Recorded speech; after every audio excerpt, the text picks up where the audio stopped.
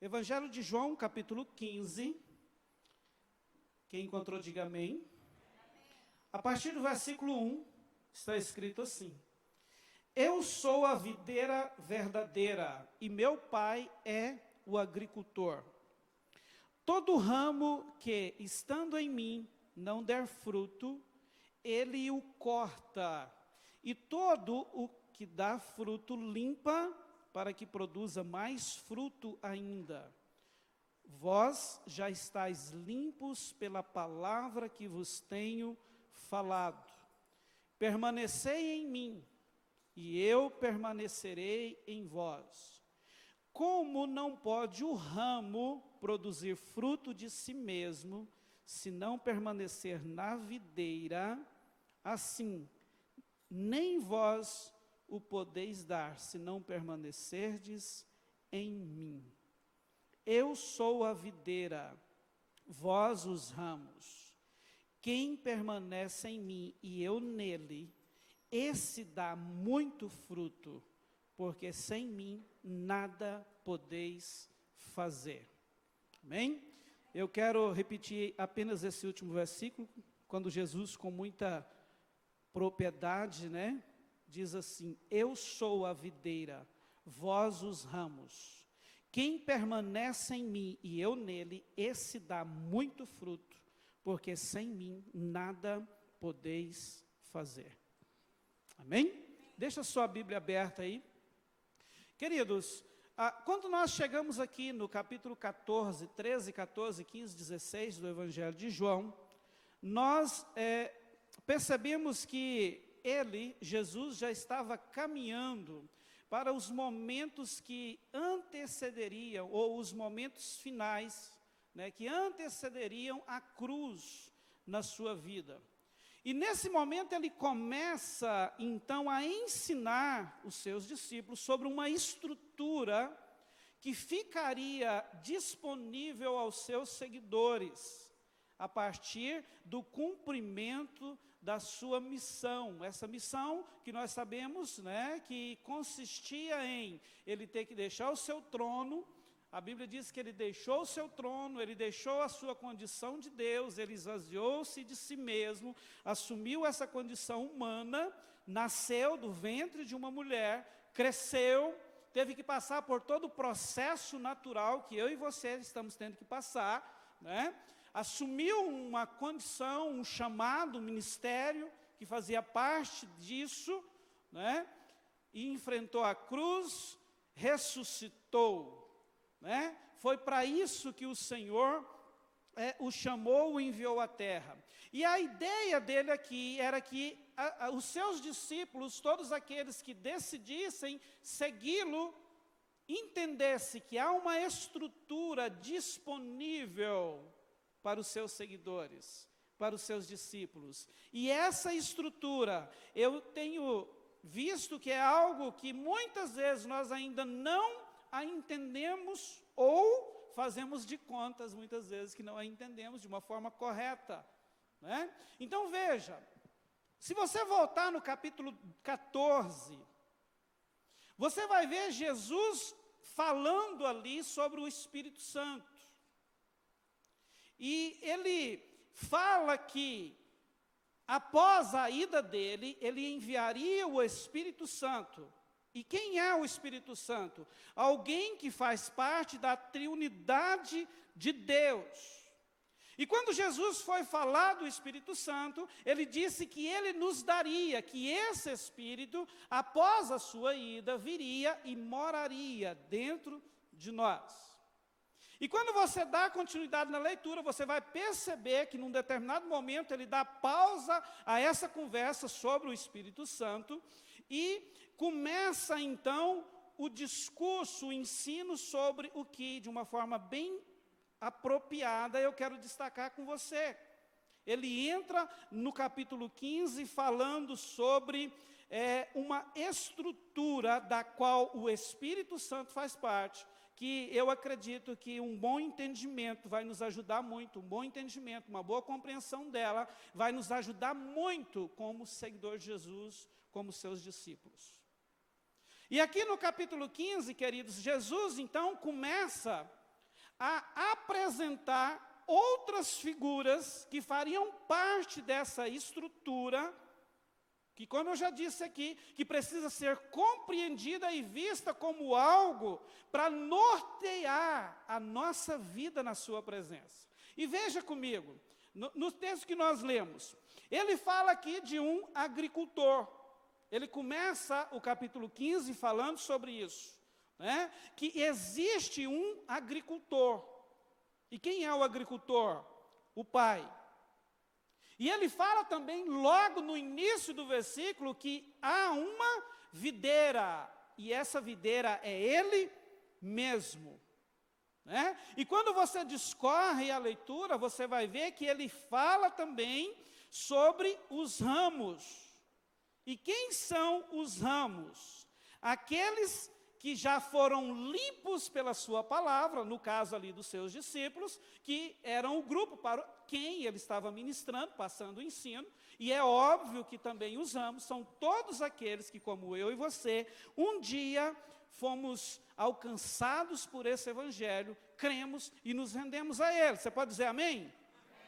Então veja, o propósito do que Jesus estava ensinando aqui, era de deixar claro que o relacionamento proposto a existir entre nós, os seus seguidores, e Ele, o Senhor, deve acontecer dentro de uma estrutura, através de processos, e que, fora dessa estrutura, e sem os processos propostos por Ele, não tem como, é impossível esperar bons resultados, ou é impossível viver uma vida, ou aquela vida que Ele, como nosso Pai, nosso Criador, planejou para nós antes mesmo da fundação de tudo.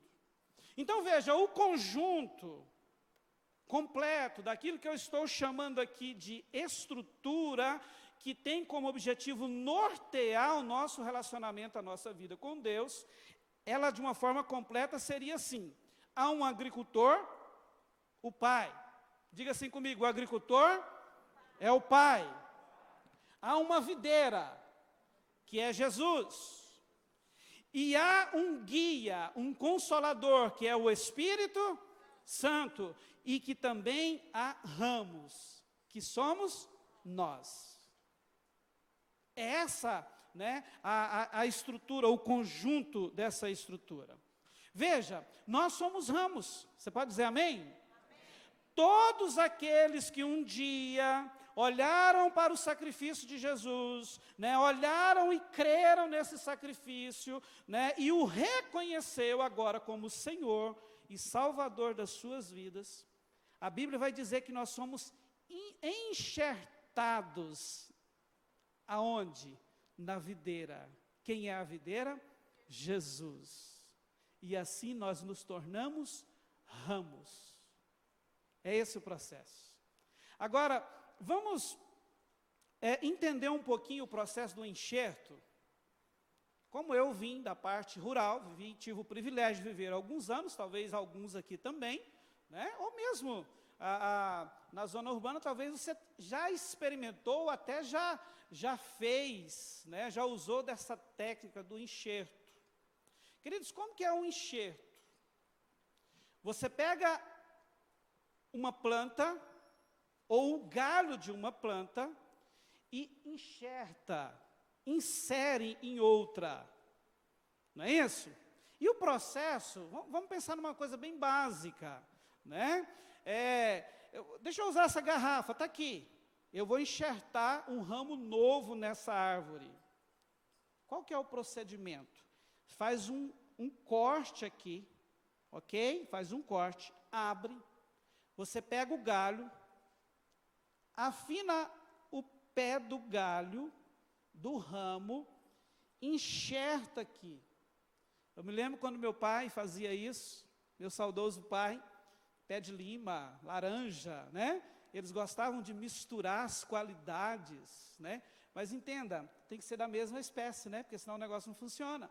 Eles pegavam duas qualidades de laranja, por exemplo, e enxertavam uma na outra, e eu observava ainda criança ele fazendo aquele processo, né? Abria ali o corte, naquela laranjeira onde ele iria enxertar o ramo da outra, afinava e de repente ele vinha com uma palha. Naquela época usava palha de bananeira, de milho, e amarrava. Hoje o negócio está bem mais, né, bem mais aprimorado, usa-se plástico, sulfilme, né?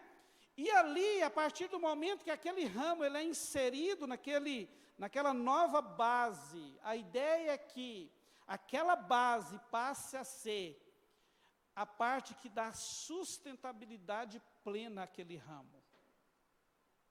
Ok?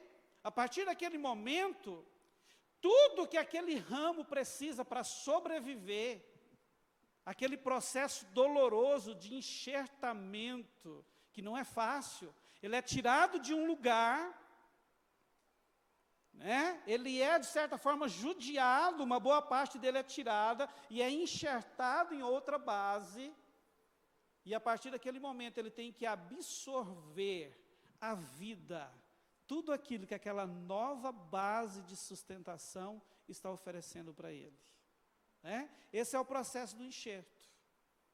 Então veja, quando isso aconteceu comigo e com você, sabe quando? Naquele momento, naquele dia, que você foi encontrado, agraciado pela palavra de Deus, e você olhou e diz assim: uau, esse Jesus fez tudo isso por mim, então eu quero entregar o meu coração para Ele. Nós falamos isso de aceitar Jesus, né? Não é verdade? Nós usamos esse termo. Quem quer aceitar Jesus? Né?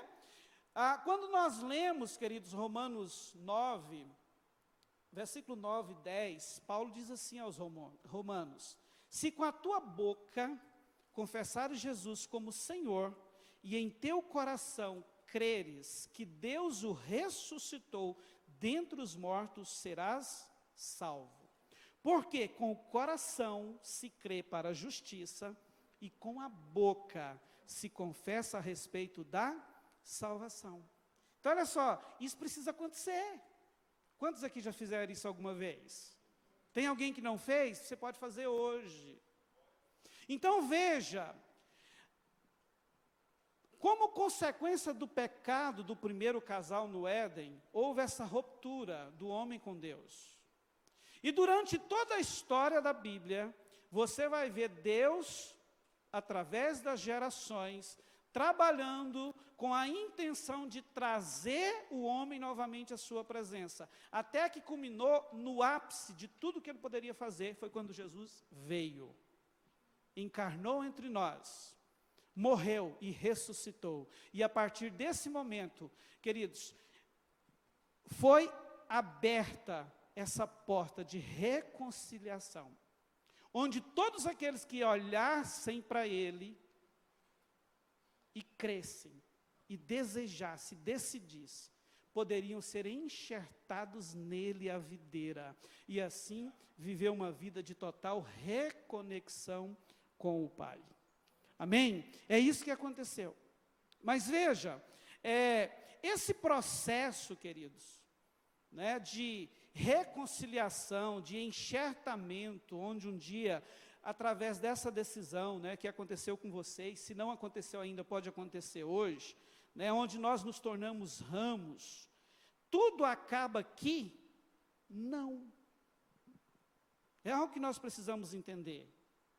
Nesse momento, o que acontece é que, além de reconhecer o sacrifício, que Ele é o único, né, que tem vida, Ele é o único caminho, Ele é o único que me liga a Deus novamente, né? Além dessa consciência, o que aconteceu aqui é que nós assumimos um compromisso de fazer parte com Ele, de estar ligado a Ele, de estar ligado como? De ser enxertado nele, e isso já fala de algo muito sério, o que gera uma responsabilidade diante dessa decisão que um dia nós tomamos. Posso ouvir um amém? Amém.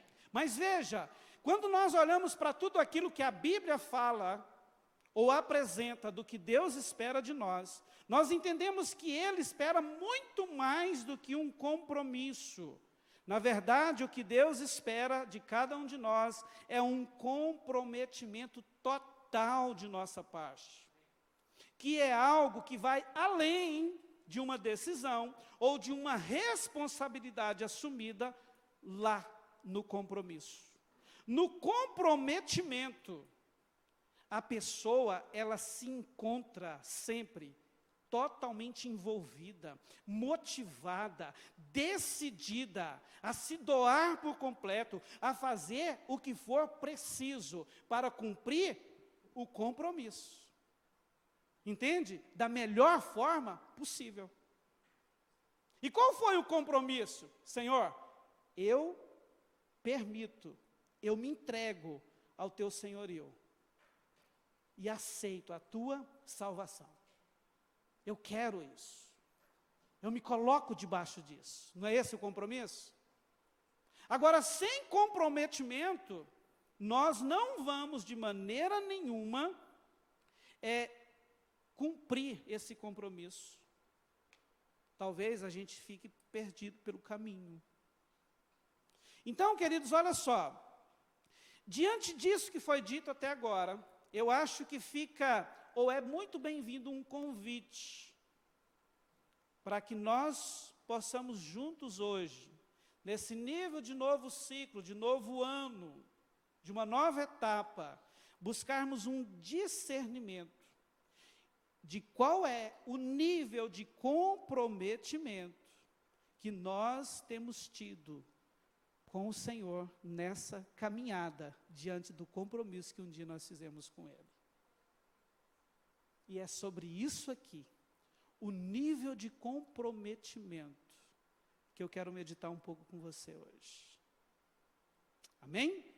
Então veja só, pensando nisso, quando nós olhamos, pensando em comprometimento, quando nós olhamos para nós, a família da fé, como diz a Bíblia, quem faz parte da família da fé aí?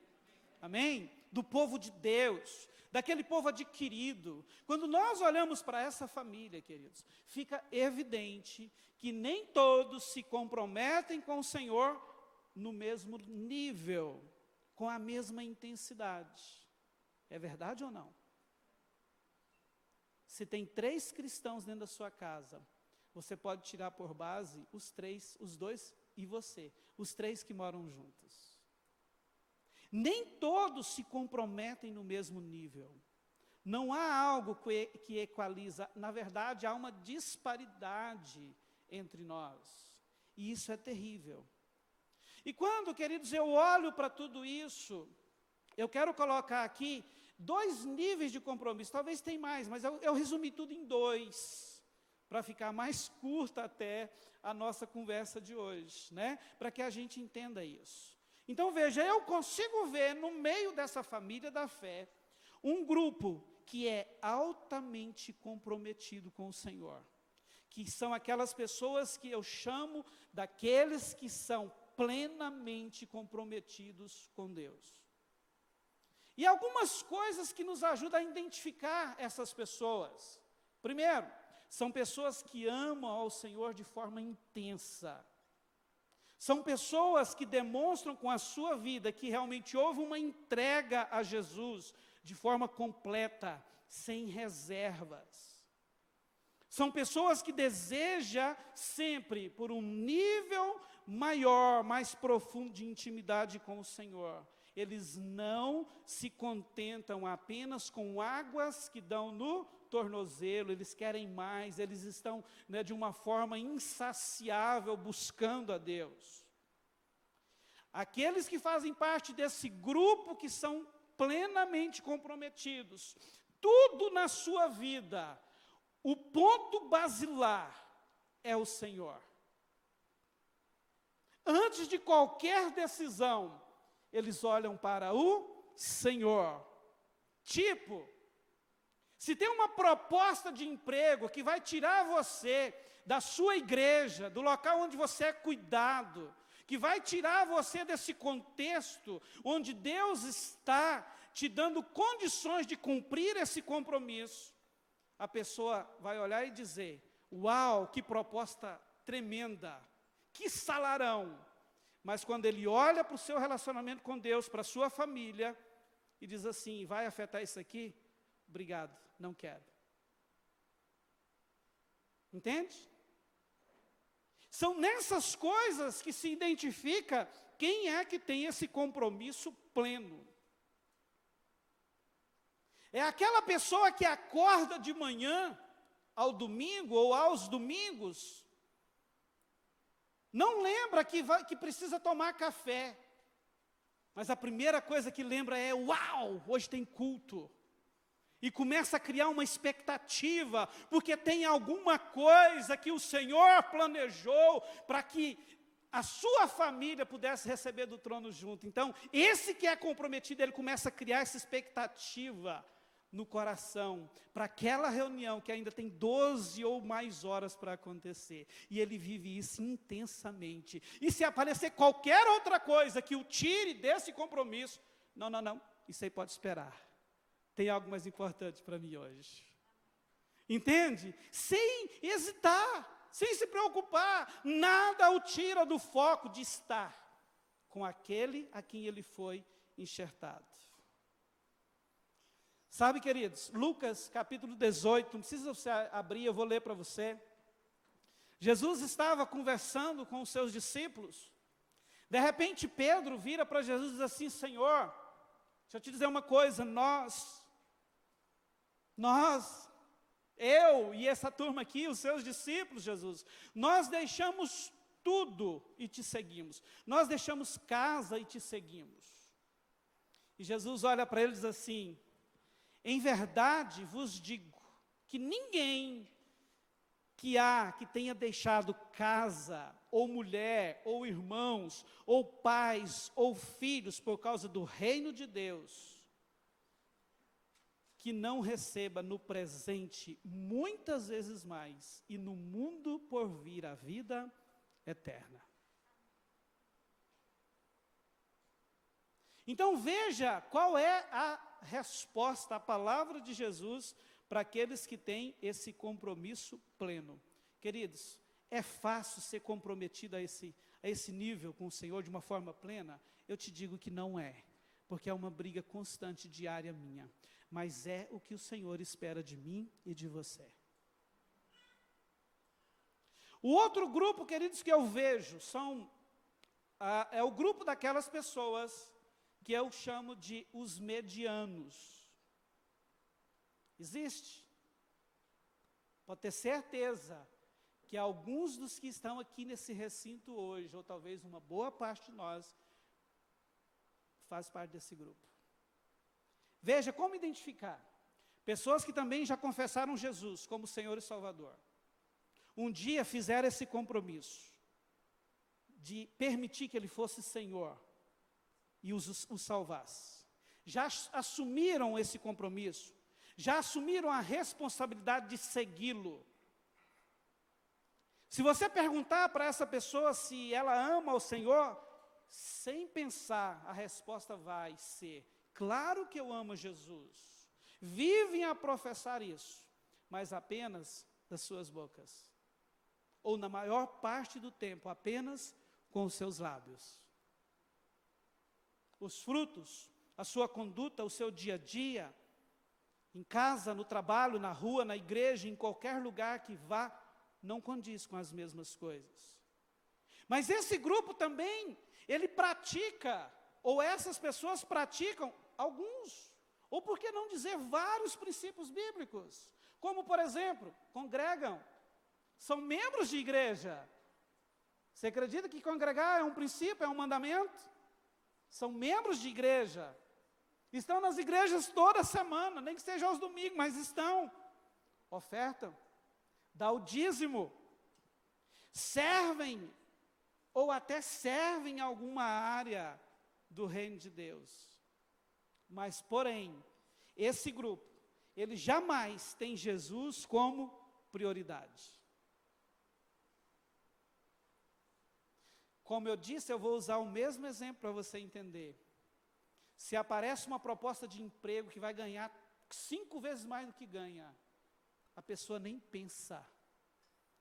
desmonta tudo, pega a mulher, os filhos, o cachorro e parte em direção daquele mega salário.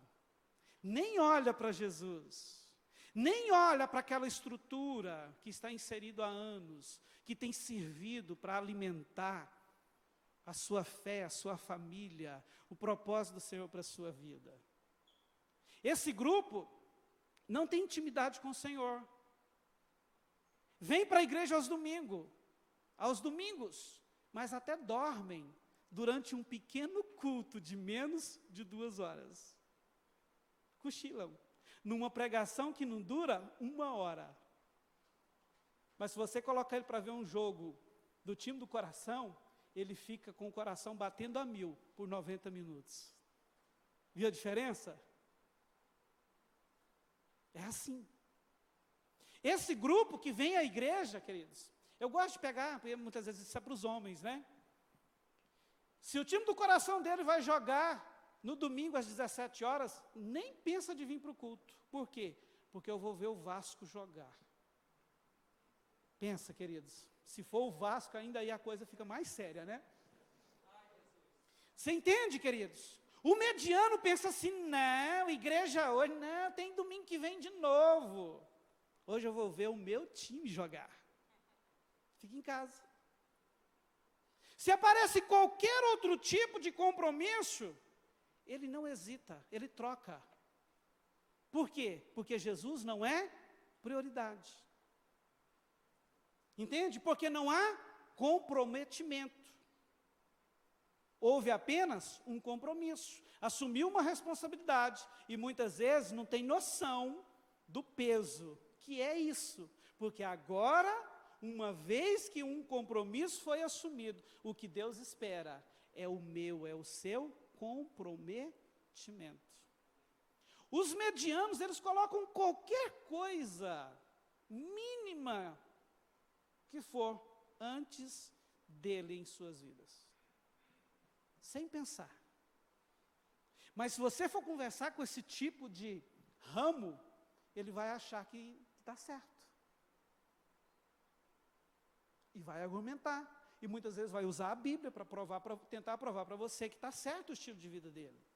Mas, com muita lucidez no Espírito Santo, se você for olhar para alguns textos, ou para muita coisa daquilo que a Bíblia diz, você vai ver que está tudo fora de contexto. Por exemplo, olha isso aqui. Não precisa você abrir também. Lucas, capítulo 18, verso 18.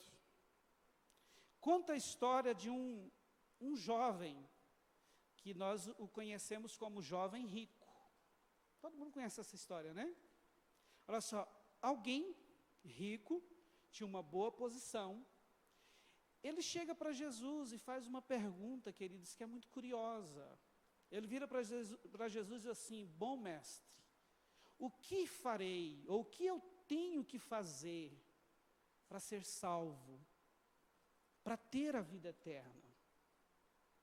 Jesus conversa com ele, né? Pergunta, por que você me chama de bom e tal? Não tem ninguém bom, né? Só Deus e pá. Mas no versículo 20, Jesus vira para ele e diz assim, você sabe os mandamentos? E aí Jesus dá uma lista.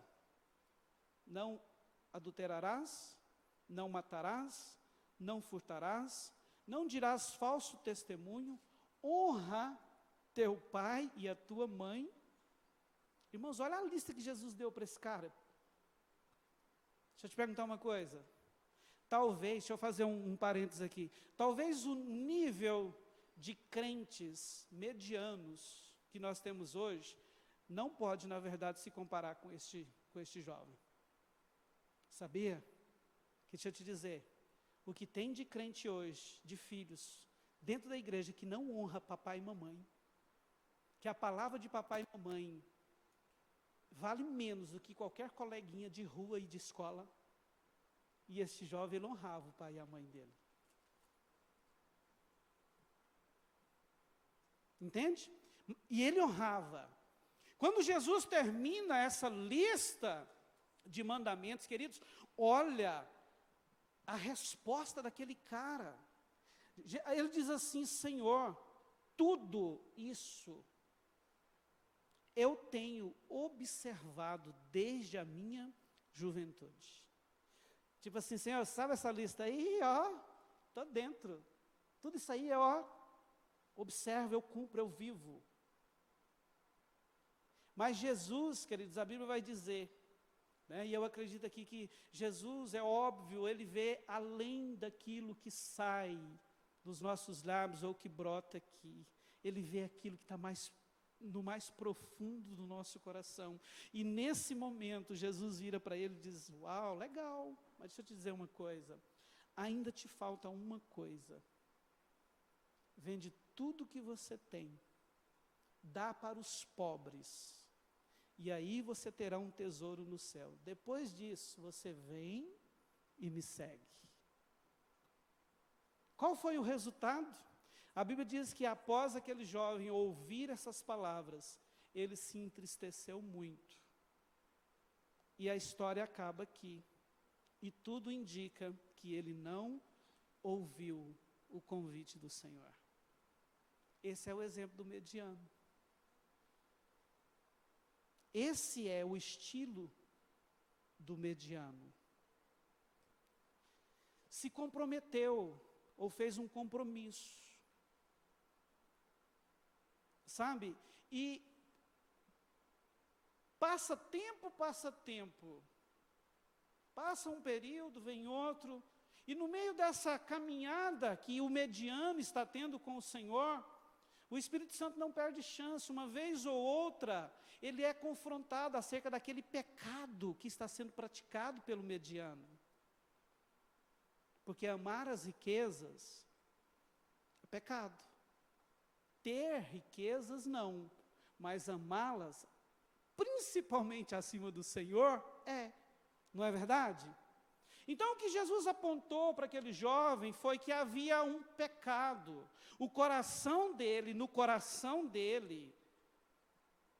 o Senhor estava depois das riquezas. Então Jesus confronta o pecado. E quantas vezes isso acontece com os medianos?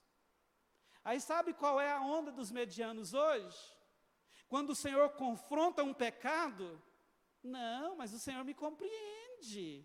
Eu estou no tempo da graça. Não, o que é isso? Hoje é graça. Não é isso que a gente ouve por aí? Mas não. E ele continua ali abraçado com aquela prática pecaminosa, ele até se entristece por um determinado momento, mas ele continua levando a sua vida. Vive a semelhança do jovem rico.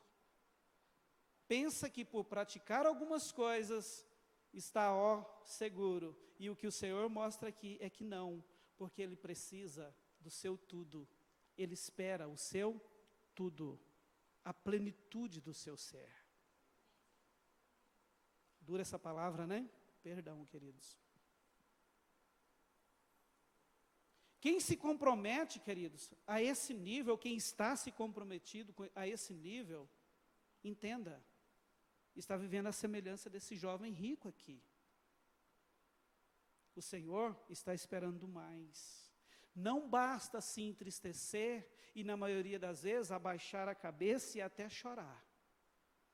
Em todo tempo, quando alguém era apresentado para Jesus, até pego em um terrível pecado, você vai perceber que Jesus nunca jogava o pecado na cara da pessoa, ou acusava aquela pessoa. Mas ele dizia, quando via arrependimento sincero no coração: perdoados estão os teus pecados, agora vai e não peques mais. Se comprometa comigo, da mesma forma que eu estou me comprometendo com você, limpando você, perdoando os seus pecados. Um grande problema hoje da nossa geração, queridos, de cristãos, é que muitos, principalmente esse grupo dos medianos, eles acham que comprometimento total é apenas uma opção ou uma sugestão. É graça, né? Esses dias eu ouvi alguma coisa que eu disse assim: uau, que pesado isso. Alguém que conheceu Jesus, que já foi até líder na igreja, veja isso. Já pregou a palavra, e agora ainda pertence, ainda faz parte da igreja, né? Só que vive amasiado, pega uma mulher hoje, vive com ela uns meses, depois larga e pega outra, e está vivendo assim, e está dentro da igreja. Aí essa pessoa foi confrontada por alguém, e ele diz assim, não, eu vou aproveitar a minha vida, quando eu ficar velho, eu volto. Irmãos, e se não der tempo? Você entende? Isso é pensamento de mediano. Se der tempo, eu obedeço, eu volto a obedecer. Sério isso, né? Então, deixa eu repetir para você, o que o Senhor requer de nós é comprometimento total. E isso não é uma sugestão para a vida cristã. Porque se fosse, Jesus não teria dito isso aqui, ó, que está em Lucas 14, 26. Se alguém vem a mim e não aborrece pai, e mãe, e mulher, e filhos, e irmãos, e irmãs, e ainda a sua própria vida, não pode ser meu discípulo. Se fosse sugestão, Jesus não teria falado assim. E você percebe comigo que com essas palavras aqui, com essa lista de coisas que Jesus disse que precisa ser deixado, ou que precisa vir depois dele, ele eliminou um monte de coisa, né? Trazendo essa lista, ele eliminou, por exemplo, dinheiro, bens. Ele apenas citou aqui aquilo que talvez, ou pelo menos teria que ser mais importante para nós como pessoas, que é papai, mamãe, mulher, filhos, irmãos, irmãs, a nossa própria vida. Quando ele traz essa lista, é porque o resto ele já elimina. Agora, se é um mediano, não ama o Senhor mais do que a mulher, ama mais do que um carro, ama mais do que qualquer pecado, do que qualquer porcaria que a vida que o diabo oferece. Compreende a seriedade disso? A verdade, queridos, é que o chamado de Jesus, aquilo que Deus espera de nós, é nada menos do que o nosso tudo. E nós precisamos entender isso. Nós precisamos entender isso. A decisão sempre será nossa, dos ramos, de permitir ou não que o lavrador, que é o Pai, entre e faça o que for preciso fazer em nós, em nossa vida, em nossa casa, em nossa família. A decisão é sempre nossa. É sempre nossa. Posso arrochar mais um pouquinho? Hoje é 3. Além dos textos que você ouviu aqui nessa reunião, quantas vezes você pegou na Bíblia esse ano? Se você não pegou, carinhosamente, eu preciso te dizer que você corre um sério risco de fazer parte do grupo dos medianos. Sabia disso? Sabe por quê? Porque aqueles que se comprometem com o Senhor, de uma forma plena, não conseguem se apartar um dia dessa palavra, porque entendeu o alimento que é. Entendeu que da mesma forma que nós precisamos do nosso alimento, do nosso café, do nosso almoço, da nossa janta, para dar sustentação a esse corpo, sem a palavra, o meu relacionamento com Deus, o meu espírito, a minha alma, tudo é comprometido. Se você é daqueles que ainda pensa que, se abrir a Bíblia na sua casa, no Salmo 91, o capeta vai sair correndo, e você nunca se deu por conta que aquilo ali é um compromisso, que Deus chama você para se comprometer com Ele e viver, você ainda é parte desse grupo dos medianos. Porque é muito lindo aquele texto, né? 1000 cairão ao teu lado, 10.000 à tua direita, mas você não será atingido. Uau, olha, quem que não quer isso? Agora começa o Salmo.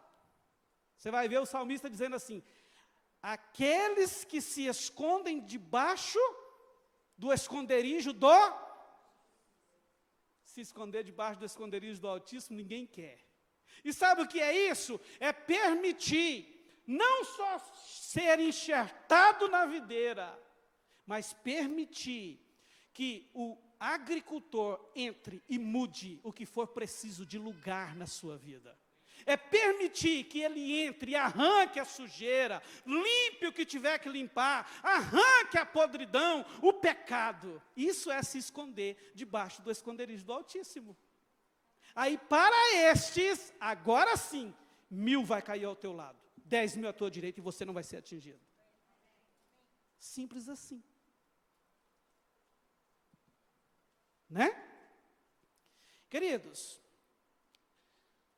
eu preciso destacar mais uma coisa aqui nesse texto de João 15 que lemos. Olha só.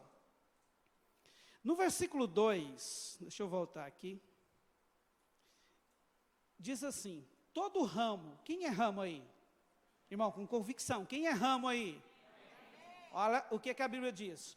Todo ramo que estando em mim, Jesus dizendo, né? Na videira, enxertado, não der fruto, o que vai acontecer com ele? Ele, quem é ele aqui? O agricultor. Ele, o agricultor, o corta. E todo aquele que dá fruto, o que o agricultor vai fazer? Vai limpar. Para quê? Para que ele produza mais fruto ainda. Então veja, essa palavra cortar aqui, se você for olhar ela no original, que é airo, ela traz sentidos distintos. E nós precisamos considerar alguns deles. Eu peguei 2 para colocar mais pimenta nessa nossa reflexão hoje. Primeiro sentido, esse cortar aqui, que vem do original, que é airo, significa tomar alguma coisa sobre si e carregar. Ok? Então isso dá um entendimento de que, muitas vezes na nossa caminhada com o Senhor, Ele conhece todas as nossas fraquezas, as nossas debilidades. Ele sabe quando você não consegue vencer uma coisa porque não está conseguindo. E quando você não vence porque você não quer. Amém? Ele sabe quando as suas forças não são suficientes. Mas Ele também sabe que é porque você simplesmente não quer abandonar aquilo. Então, nesse sentido aqui, o que Jesus está querendo nos dizer? Que se algum dia na sua caminhada com Ele, de comprometimento, se encontrar diante de alguma situação que você não tem capacidade nenhuma de vencer, de superar, Ele pega você e coloca nos ombros e te carrega o tempo que for preciso.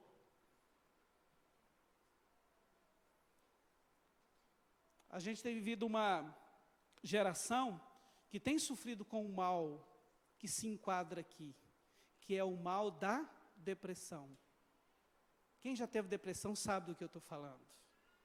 Mas nesses momentos, queridos, o Senhor faz isso, Ele te pega nos ombros e te carrega pelo tempo que for necessário. E ali Ele vai injetando força em você, através do Espírito Santo. Ele vai trazendo revelações para fortalecer você. Entende? Até que você se sinta forte e se torne forte o suficiente para sair daquilo e começar a viver uma vida diferente diante dEle. Mas nós não podemos também deixar de considerar o sentido literal da palavra aqui, que na tradução foi colocado como cortar.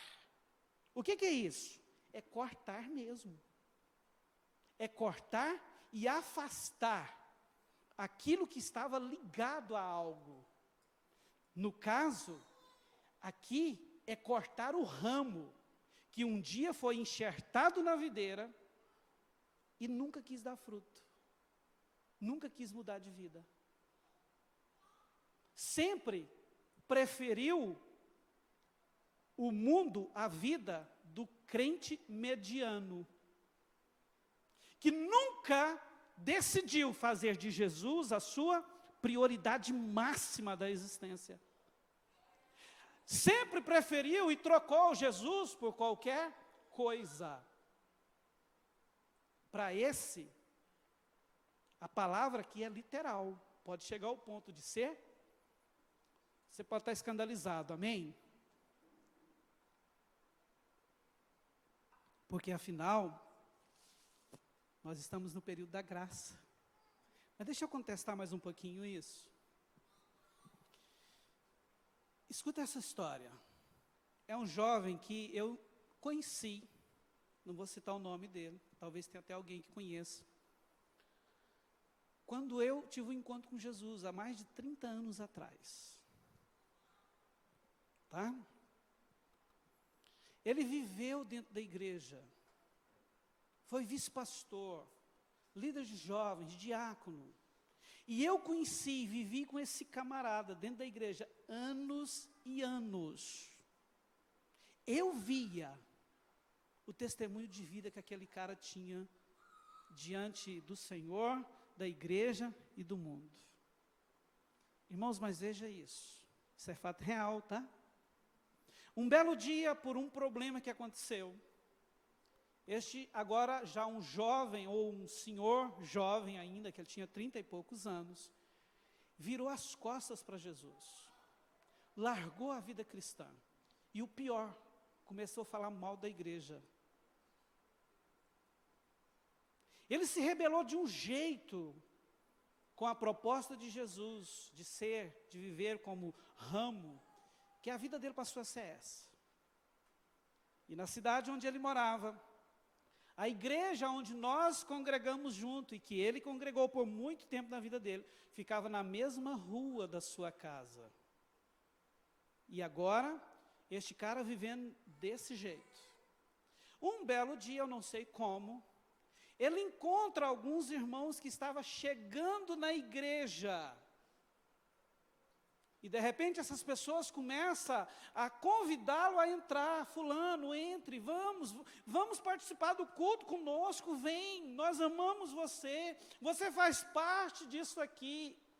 E ele, endurecido, não queria entrar, e aquelas pessoas insistindo com ele, até que ele fez uma proposta para aquelas pessoas.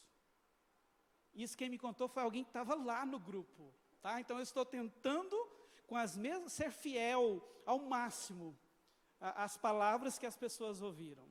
Ele vira para aquelas pessoas e diz assim: tudo bem então, eu vou entrar, mas com uma condição. Ok, qual é a condição? Que vocês me apresentem como visitante. E uma irmã do grupo virou para ele e disse: ok, então vem. Nós vamos te apresentar como visitante.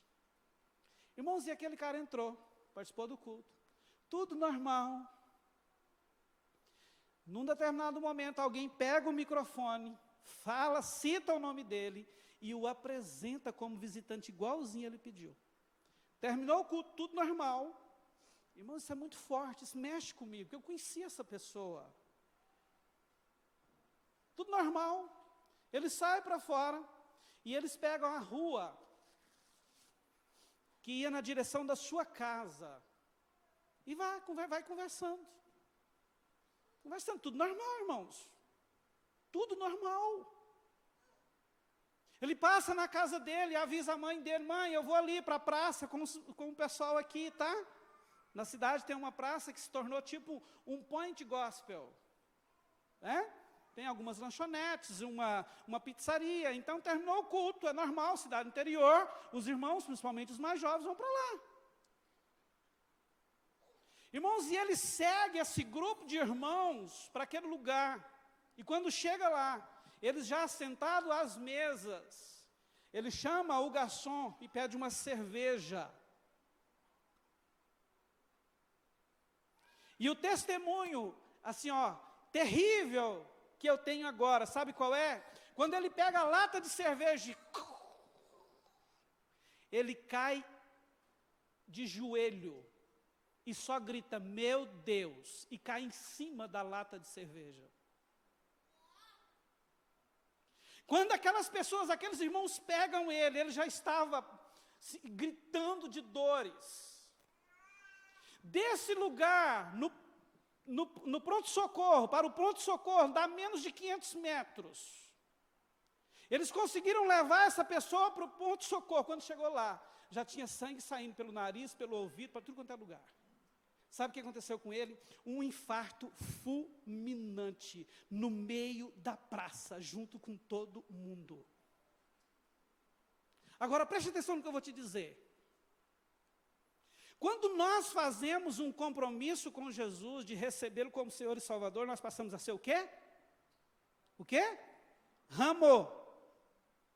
Quando você lê lá em Coríntios, quando Paulo fala da igreja, ele fala que a igreja é o corpo.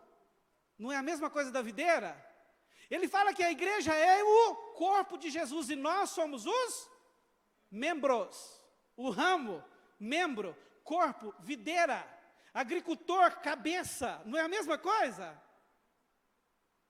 Então veja, lá na porta da igreja, quando aquele jovem disse assim, ok, eu entro com uma condição, que vocês me apresentem como visitante. Em outras palavras, o que ele estava querendo dizer? Jesus, eu quero que o senhor saiba que eu não quero me comprometer contigo, que eu não quero mudar de vida, que eu não quero me render. É isso ou não, irmãos? É duro. Você não tem noção como que fica o meu coração quando eu lembro dessa história. Porque foi um cara que me ensinou a Bíblia. Mas foi isso que ele disse para Jesus, quando ele falou, me apresente como visitante. Jesus, eu quero que o senhor saiba que eu não quero fazer parte de ti. Eu não quero estar com o Senhor. Aí, irmãos, o agricultor tem que entrar a sua justiça. E esse tipo de coisa, deixa eu te dizer uma coisa, é sério isso, ainda acontece. Mesmo nós achando que a graça suporta tudo. Caia nessa não. Não caia nessa. Isso é mentira do diabo. Isso é mentira do diabo. Isso é engano. Isso é porque ele quer matar você. É porque ele quer roubar o tempo que você tem de viver uma vida comprometida com Deus, onde você vai e pode experimentar tudo de melhor que Ele preparou para você e sua casa. É por isso que Ele tenta nos enganar desse jeito. Então, nós não podemos ignorar o literal dessa palavra. Por quê? Do mesmo jeito que Jesus pega no ombro e te carrega, quando você não pode, por amor, Ele também está prontinho para descer juízo, quando você não quer e permanece no erro, permanece abraçado com o pecado. Irmãos, não brinque com isso, nós não podemos brincar com isso. Diante de tudo isso, queridos, que você já ouviu, e agora? O que podemos e devemos fazer, diante de Jesus? Deixa eu te dizer algo, sabe, isso arde aqui dentro. Sabe o que nós devemos e precisamos fazer? E nós temos essa oportunidade hoje, agora, aqui. Nós precisamos e devemos fazer o seguinte, chegar para Jesus e dizer assim, Jesus, eu quero me misturar com o Senhor de um jeito. Eu quero mergulhar no Senhor de um jeito tão profundo, Senhor, que o Pai, esse agricultor, que está pronto para cuidar de mim, para me limpar, tenha toda a condição de mudar por completo a minha vida. Se for preciso tirar tudo do lugar, Senhor, a minha mistura com o Senhor, eu quero que proporcione a Ele essa condição. Sabe outra história que me vem, que agora é exemplo para isso, queridos? Lucas capítulo 19 conta uma história também, eu só vou falar alguma coisa aqui para você entender. Jesus estava em Jericó, e ali existia um homem baixinho chamado Zaqueu, que era ladrão, que tinha uma vida mal vista na sociedade, ninguém gostava dele. Eu acredito, a Bíblia não traz detalhes, mas eu acredito que, como Jesus estava na região, ou talvez ele já sabia de notícias sobre Jesus de outras cidades, mas naquele momento Jesus estava lá. Você vai ver a Bíblia dizendo que ele, de alguma forma, foi mexido pela mensagem que Jesus estava trazendo à terra. E brotou um desejo no coração dele, eu preciso pelo menos ver esse Jesus. E esse eu preciso pelo menos ver esse Jesus diz muito. Talvez ele estava gritando dentro de si assim, eu preciso encontrar com este homem. Eu não aguento mais viver essa vida que eu estou vivendo. E de repente lá vem Jesus, cercado por muita gente, ele baixinho, ele olhou e disse, não, eu não vou conseguir, se eu ficar aqui à beira do caminho, eu não vou vê-lo. Aí ele teve a ideia, né? Correu e subiu num pé de amora. E lá vem Jesus. Lá vem Jesus, irmãos. Lá vem Jesus, e ele já sabia que tinha alguém no pé da amora, desesperado por vida. Tinha alguém que já tinha vivido tudo isso antes dele chegar naquele lugar, que desejava por algo diferente. Não queria mais ser visto e tido como ladrão, como a escória da sociedade, que não queria mais aquele estilo de vida. Jesus já sabia disso. E a Bíblia vai dizer que quando Jesus chega naquele lugar, ele vira para a árvore e diz, Zaqueu, desce daí, porque hoje eu preciso ficar na sua casa, eu preciso entrar na sua casa, eu preciso entrar na tua vida, Zaqueu. A Bíblia diz que Zaqueu desceu e o recebeu com muita alegria. E agora ali na sua casa, queridos, enquanto muitos estavam questionando como que Jesus tinha entrado e comia, se hospedava na casa de alguém tão ruim, tão pecador. Aquele homem, ei, Jesus, deixa eu te falar uma coisa, Jesus.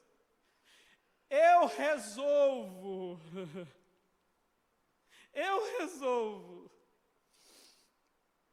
Eu quero te dizer, Jesus, que se eu defraudei, se eu roubei alguém, eu resolvo restituir tantas vezes mais a essas pessoas. Eu resolvo, Jesus, porque agora eu te conheço, porque o Senhor está na minha casa e eu não quero viver sem o Senhor. Eu não quero mais ficar longe de ti. Então, queridos, é esse tipo de atitude que eu e você podemos ter hoje. É chegar para ele e dizer assim, Senhor, eu resolvo, eu decido me comprometer contigo. Eu decido ir muito além, ou além, profundamente além, do que eu estou vivendo com o Senhor até hoje. Eu resolvo, Jesus, entra aqui. Toma conta disso aqui. É isso que Ele espera ouvir de nós. Ao contrário, a nossa vida não vai ter muitas mudanças. Conte não, viu? Você sabe que aqui, nós não pregamos um evangelho meia boca. O que Jesus manda a gente tem que te falar. Porque o que Ele fez por mim e por você é muito sério. Sabe tudo que você tem colhido de frutos porque vive no grupo dos medianos? Se você não sair desse grupo e passar para aquele grupo altamente comprometido, esquece resultados diferentes. Não vai ter. O diabo vai continuar rindo da sua casa, rindo da sua cara, destruindo a sua família, destruindo você, roubando o que você tem de melhor. Mas a partir do momento que você resolve largar o grupo dos medianos e fazer parte daqueles que se comprometem plenamente, o agricultor entra em ação. Se for preciso te carregar, ele vai te carregar. E vai limpar tudo, vai arrancar toda a sujeira, vai tirar todo o entulho que há na sua vida que te impede de experimentar o sobrenatural dele. Aquilo que ele sonha, te ver experimentando. É essa chamada nessa noite. Fecha os teus olhos. Sentado mesmo.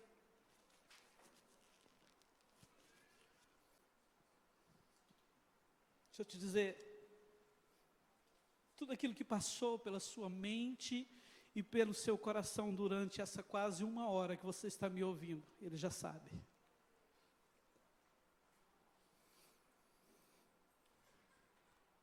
Ele sabe.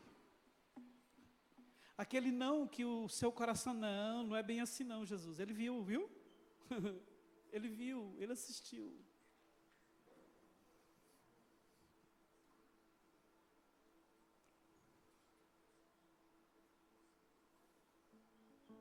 Fale com ele.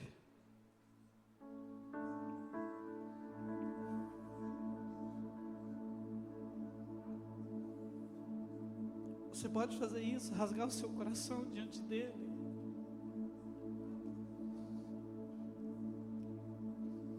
Se tem uma coisa, queridos, que é unânime em nós nesta noite, é desejo por vida. Nós desejamos viver e viver bem, sermos felizes, prósperos em todas as áreas, termos o melhor casamento, ser o melhor homem, a melhor mulher. No nosso interior há esse desejo, unanimidade por vida, desejo por vida. Agora há algo que precisa existir também de uma forma unânime entre nós, é que Jesus seja a prioridade maior nas nossas vidas. É que eu e você aprendamos a olhar para Ele e decidir por Ele, como Ele um dia olhou para mim e para você e decidiu por nós. E Ele não fez qualquer coisa por nós. Ele deu a sua própria vida. Ele deu a sua própria vida. Ele jorrou naquela cruz o seu próprio sangue, para que um dia eu e você pudéssemos conhecer essa estrutura, saber que há um agricultor, que há uma videira, que há um consolador, há um guia, e que nós podemos ser ramos enxertados nessa videira, experimentar uma vida plena, uma vida de verdade, uma vida sem morte, sem condenação.